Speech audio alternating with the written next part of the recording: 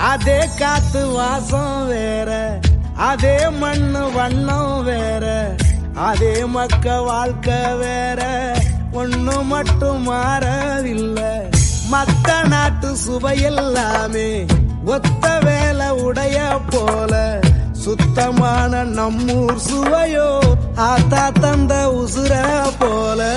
மூட்டி பாசம் கொட்டி சமைச்சது திண்டுக்கல்லு தலப்பா கட்டி.